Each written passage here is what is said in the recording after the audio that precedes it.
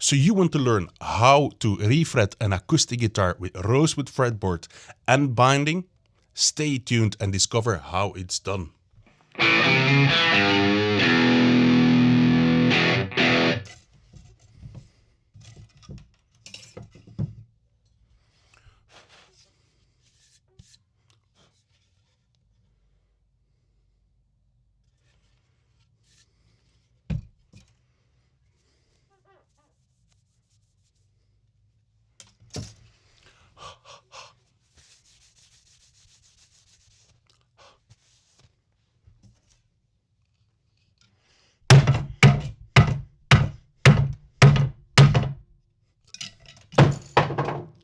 Guitar freaks and anoraks lovers of the better fret job, thanks for tuning in and welcome to Hilko Guitars.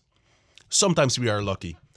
A long time ago I recorded a bunch of footage and whacked it onto a dodgy hard drive. Guess what happened? The bloody thing crashed on me.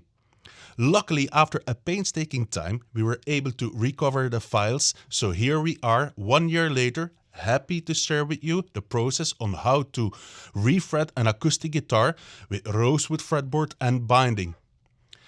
Now, as this would be a very long video, I decided to cut it up and make it into series. In this video, we will see how to get the old frets out and install the new ones.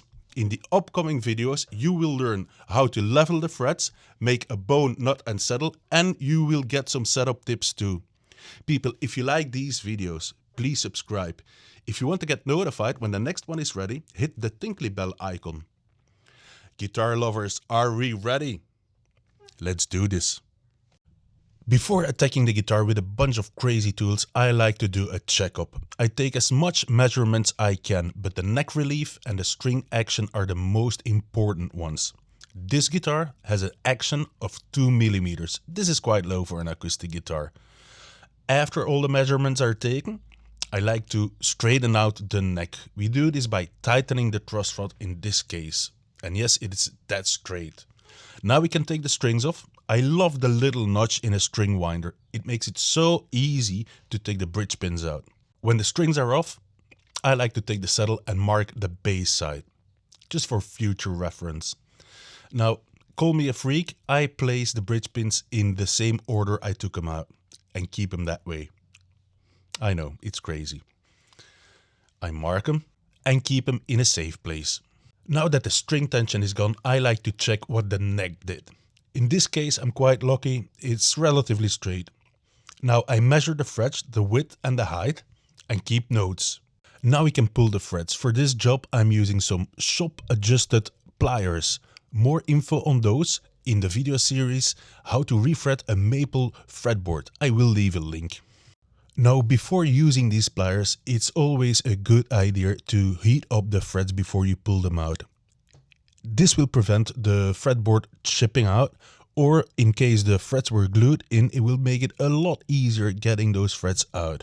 I do this by rubbing a soldering iron across the fret, then take my pliers, start at one end and move along to the other side. Nice and easy, you don't want to rush this job.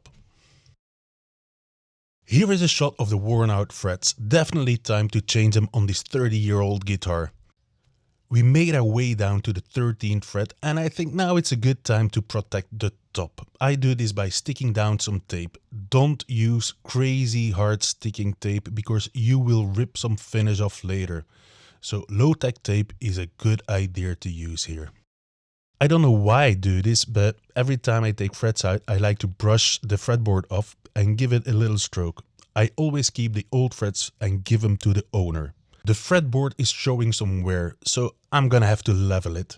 Before we do that, the nut is in the way, so we knock this out of the way by using a wooden block and a hammer. Bam, it's gone. Checking the 12-inch radius. By the way, the light shining through in between the tool and the fretboard, that is the wear I want to remove. Before sending out the wear, it's a good idea to mark the fretboard just to see where you are removing material. It's very important to use pink chalk. If you use pink, you will get a much better end result. Everybody knows that, so please use pink. Very important. Protecting the headstock with some tape is always a good move. The way I attach sandpaper to my 12-inch radius sanding block is by using extra white painter's tape Loctite and normal sandpaper. You could go out and buy the sticky sandpaper stuff, but I rather spend that money on a nice bottle of wine. But anyhow, you'll get the same result. Removing material from an existing fretboard attached to a guitar can be a little bit challenging, but you don't have to worry, just keep your sanding block straight. Use a clean brush to get rid of any debris. I love this tool. Now keep on checking the straightness of the fretboard. Rinse and repeat till all the marks are gone and you got a nice and straight fretboard. By the way, I was using P220 sandpaper. This is a bit rough, so to get rid of that roughness, we first take P600, sand it down, then we take P1500, sand it down, and then we take P2000, and then you get this nice and shiny result. My favorite paintbrush is doing a great job in removing the bulk of the dust. To get rid of everything, I first wipe it down with a microfiber cloth and then hit the fret slots with some compressed air. Before installing the new frets, I like to triple check the fret size. Sometimes somebody puts the wrong fret wire in the wrong package and you end up with different fret wire on the same guitar, which is bad in our business. So to prevent that, triple check everything. Brand new fret wire can be a bit dirty or greasy after manufacturing, so I like to clean it very well with some naphtha. Now we can pre-shape the fret wire in the fret bending machine. Well, machine, thingy-wingy. It's always nice to know that your fret slots are deep enough. Therefore, I'm removing the tang from a piece of fret wire by filing it off. Then I clean the fret slot and I put that little piece of fret wire inside the slot. If the bottom of the fret wire hits the fretboard, we're good to go. If the fret wire sits too high, we have to change the wire or customize it. Almost ready to hammer in the first fret. First, I take a piece of the fret wire, then I take my fret tang nippers and nip off the ends, so the fret ends will fit over the binding. The nippers, they do a great job in removing the bulk, but there is always a slight burr left, so I like to remove that with a file. Always triple check the fret length. This one was too long for the first fret position, but perfect for the second one.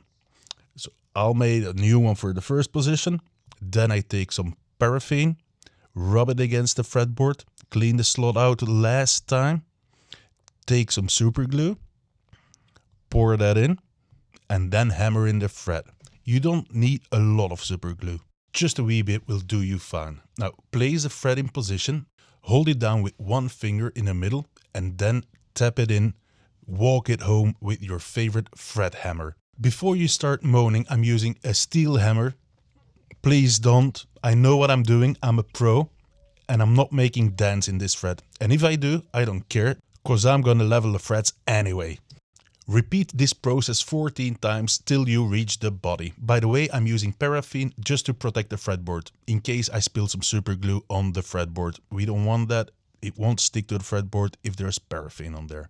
Supporting the neck is very easy till the 13th or 14th fret, but now when we hit the body, we have to be a little bit creative. The guitar won't like that you hammer in the frets above the body without any support, so fill up a dirty sock with rice or grain like I do here. The dirty sock, that was a joke, but once it's full, tie it down and put it inside the guitar. Then start hammering in the frets. This thing will absorb the shocks and the guitar will like it better. You can buy a special tool, but again, I'm too tight for that because I prefer a fine wine. Once all the frets are in, we can nip off the fret ends with the same tool we use to pull the frets. Now this is very easy, you just nip everything off. Please do some body protection at the top because you will scratch it if you don't. Don't ask me how I know. But anyhow, when everything is nipped off, take out your fret rocker and check the frets. Obviously, there is gonna be some height differences, but don't worry about it. In the next episode, we will level all that funkiness out. When we nipped off the fret ends with our special pliers, it left a burr, so we have to file that away. Extra protect the top because we are using a file to do this. So be careful, protection, safety first, thank you. You can make a special jig that holds your file under a specific angle. But if you are experienced and you got a steady hand, there's nothing to worry about. I don't use those jigs. I rather spend that money, I'm not gonna go there, you know. Once you did the fiddly filey job, you have to check if there is no sharp edges left. You do this by checking with your fingers or run a scalpel handle across the frets. If it doesn't catch, you're good to go. You can string up the guitar, tune it up, and check if you did a good job. Most likely there will be some high frets, but we're gonna sort that out in the next episode. For now, I would like to thank you for watching, and I hope to see you soon in the second episode. For the food lovers, I'm working on the next recipe video, so stay tuned. Please subscribe, hit the tinkly bell to get notified when a new video is uploaded. So bye for now.